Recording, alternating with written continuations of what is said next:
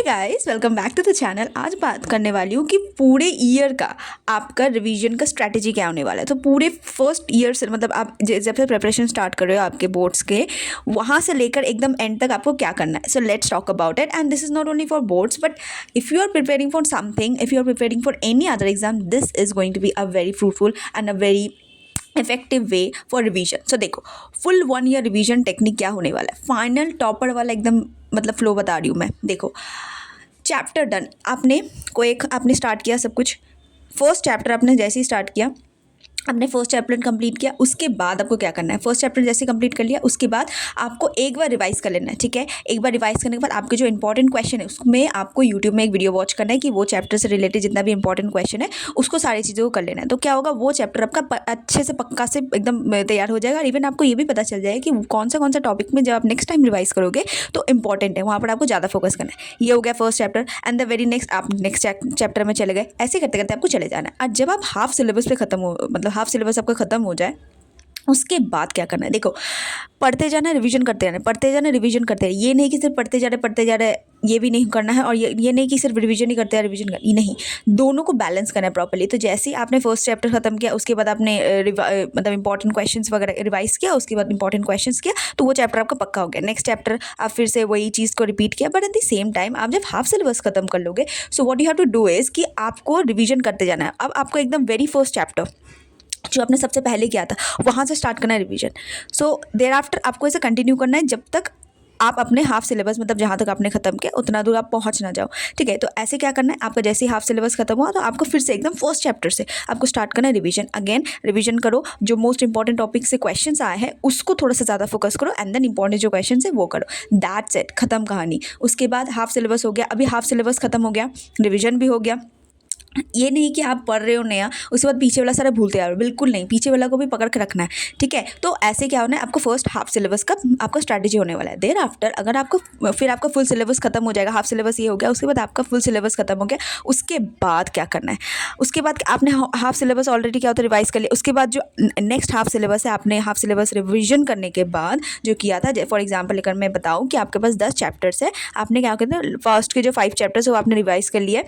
उसके बाद आप नेक्स्ट 6 चैप्टर में जाओगे। ठीक है, तो 6 चैप्टर, 7 चैप्टर, 8 चैप्टर करके करोगे। जब 10 चैप्टर में आप आ जाओगे, खत्म हो जाएगा, तो आपको रिवीजन कहाँ से स्टार्ट करना है, 6th चैप्टर से। ठीक है, तो वो थोड़ा सा लड़खड़ा जाती है मैं बोलने टाइम, है ना। तो 6th चैप्टर से आपको स्टार्ट करना है। क्यों? क्योंकि आपने 1 से लेकर 5th तक रिवीजन कर लिया। नाउ ये डन हो गया कि आपने ऐसे 6, 7, 8, 9, 10 करके आपने कर लिया, खत्म हो गया।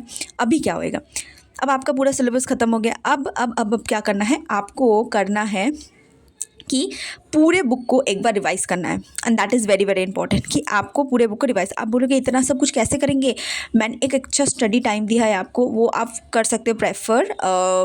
You can search on YouTube कि best study time for boards exam, anything, this is not for boards exam only, but sorry, you can just search on YouTube कि the best study routine by ask your question, we will get the video, you can just watch that and then continue for it. उसके बाद फिर वैसे आपको करना है। अगर आप वैसे करोगे ना फॉलो, तो ये चीज़ आपके बहुत ही अच्छे से हो जाएगी, राइट। तो आपका जो सिलेबस है वो भी खत्म हो जाएगा। ठीक, अभी आपका सिलेबस खत्म हो गया, तो आपने क्या किया, एक एक चैप्टर हर दिन क्या करता है, एक चैप्टर उठाया, एक बुक का एक चैप्टर आपने उठाया, ऐसे करके। अब क्या करना है कि आपको हर दिन वो सब्जेक्ट का एक चैप्टर उठाना है, उसको रिविजन करना है। नेक्स्ट डे अगेन ऐसे करते करते करते आपका जितना भी है 10 चैप्टर है, 12 चैप्टर है, तो 12 दिन में आपको वो रिविजन खत्म करना है। ठीक है, अब क्या करना है, वेरी वेरी इंपॉर्टेंट कि आपको अब लगाने हैं PYQs एंड प्रैक्टिस करते जाना। अगर आपका न्यूमेरिकल पेपर है, मतलब अकाउंट्स है या फिर मैथमेटिक्स है, तो आपको तो ऑफकोर्स ये बात प्रैक्टिस करना पड़ेगा। PYQs लगाओ, PYQs अब लगाते जाओ। प्री बोर्ड्स के पहले, मैं पहले बता देती हूँ आपको, प्री बोर्ड्स के पहले आपको सिलेबस खत्म कर लेना और एक बार रिवीजन कर ही लेना है। ठीक है, अभी लास्ट 30 डेज़ के पहले आपको क्या करना है कि आपका एग्जाम है 30 डेज़, मतलब प्री बोर्ड्स खत्म हो गए, अब आपका 30 डेज़ बचा है, अप्रॉक्स 30 डेज मैं बता रही हूँ। तो अब क्या करना है, अब देखो आपका फर्स्ट चैप्टर वगैरह का सारा हो गया, आपका इंपॉर्टेंट क्वेश्चंस वगैरह भी हो गया, आपने फर्स्ट में ही कर लिया है चैप्टर डन।